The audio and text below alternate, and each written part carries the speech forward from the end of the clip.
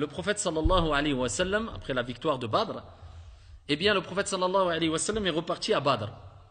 Et il a rencontré ici des personnes qui étaient décédées. D'accord, lors de la bataille, il y a eu des pertes du côté des musulmans, du côté des Quraïchites, des Mécois. Et le prophète sallallahu alayhi wa sallam, comme il le relatait dans Sahih al-Bukhari, s'est adressé aux morts. Et il leur a dit, alayhi salatu wassalam, dans le sens, si vous aviez obéi à Allah tabaraka wa ta'ala, eh bien vous auriez été réjouis. Et il dit, nous on a trouvé ce que Allah tabaraka wa ta'ala nous a promis. Est-ce que vous avez trouvé ce que Allah tabaraka wa ta'ala vous a promis? Il s'adresse à qui là? Il s'adresse à des morts. Omar ibn al-Khattab radiyallahu anhu warda, il dit, Ya Rasulallah, tu t'adresses à des corps sans âme. C'est que des corps là. Et le prophète sallallahu alayhi wa sallam, dans le sens, il dit, ils entendent mieux si ce n'est plus, ou autant si ce n'est plus que vous. Ils entendent. Alors de là, les savants ont divergé. Parmi les textes qui ont provoqué la divergence des savants, concernant le fait que les morts peuvent ou ne peuvent pas entendre, eh bien, il y a ce texte-là.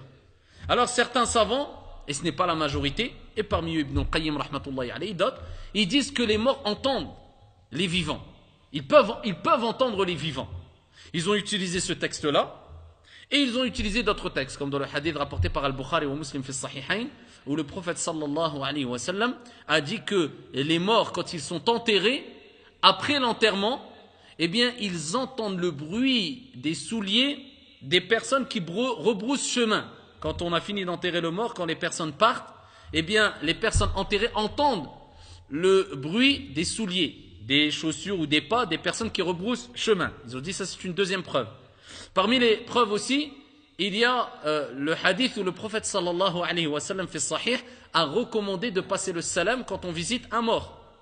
Ou quand on va dans un cimetière musulman, on dit assalamu alaykum. Il a akhiri, etc. Il y a une dua spécifique pour les morts. Donc on dit que la paix soit sur vous. Eh bien, certains savants ont dit, si le prophète sallallahu alayhi wa sallam a dit de passer le salam, c'est que automatiquement on en déduit qu'ils entendent le salam et qu'ils vont répondre au salam, car cela relève de la sunna de répondre au salam, et de manière générale, raddu salam wajib. Fait de passer le salam, c'est une sunna recommandée, mais répondre au salam, c'est obligatoire. Donc ils disent, et d'autres textes, ils utilisent cela pour dire que les morts peuvent entendre les vivants, et de plus, alors dans certaines situations, comme par exemple quand tu visites un cimetière ou une tombe, le mort peut t'entendre. Et aussi certains savants ont été jusqu'à dire, comme As-Suyuti et d'autres, ils ont rapporté des athars pour dire que non seulement le mort peut entendre les vivants, mais en plus de cela, il ressent la température de l'eau que tu vas utiliser quand tu le laves, et il sait qui est la personne qui va le laver. Et il rapporte à Suyuti et d'autres, comme Ibn al-Qayyim et d'autres, que quand la personne décède, il est accueilli à un certain moment, il est accueilli par ses bien-aimés, ses proches, les gens de sa famille, qui l'accueillent et qui lui rapportent ce qu'ils ont laissé derrière eux, c'est-à-dire les nouvelles situations que les morts ou dont les morts n'en ont pas eu connaissance. Il pose la question, la personne qui est décédée, aux personnes qui l'ont rejoint, qui viennent de décéder, en disant, et un tel, qu'est-ce qu'il a fait, qu'est-ce qu'il est devenu, est-ce qu'il s'est marié, concernant les proches de sa famille. Et donc il y a la majorité, Al-Jumhur, considère que non, les morts ne peuvent pas entendre. Et ça c'est l'avis de Aïcha radiyallahu anha wardaha, Ibn Abbas, Al-Ahnaf, etc. Et ils utilisent plusieurs textes, dont le verset coranique où Allah tabaraka wa ta'ala dit « Innaka la tusmi'ul mawta » Tu ne peux pas faire entendre les morts. Mais les autres ont répondu en disant non, quand Allah Jalla wa Ala parle de « tu ne peux pas faire entendre les morts », eh bien c'est ceux qui sont morts pas physiquement, mais c'est les personnes qui ont le cœur mort. C'est-à-dire les gens qui sont, ils agissent avec une telle désobéissance qu'ils ont un cœur mort. Et Dieu parle des gens qui ont le cœur mort. Et ça c'est le tafsir qui a été donné entre autres par l'imam Al-Qurtubi et d'autres. Ala kulli hal, les savants divergent.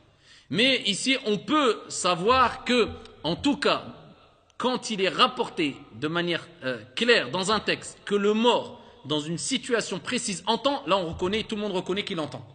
Comme par exemple le moment où on l'enterre. Et il rebrousse chemin, c'est-à-dire les gens qui l'ont enterré rebroussent chemin. Là, il entend les pas de ceux qui ont rebroussé chemin. Là, il n'y a pas de doute.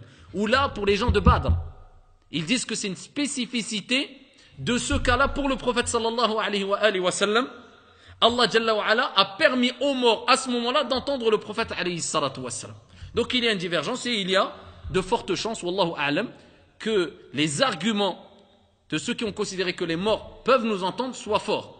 En tout cas, quand on visite une personne qui est décédée, ici, nous, en tant que croyants musulmans, d'après les textes, on sait que ça apporte une certaine, ça peut apporter beaucoup de bien aux morts, ne serait-ce que, même s'il ne t'entend pas, ne serait-ce qu'à travers les invocations que tu fais pour lui.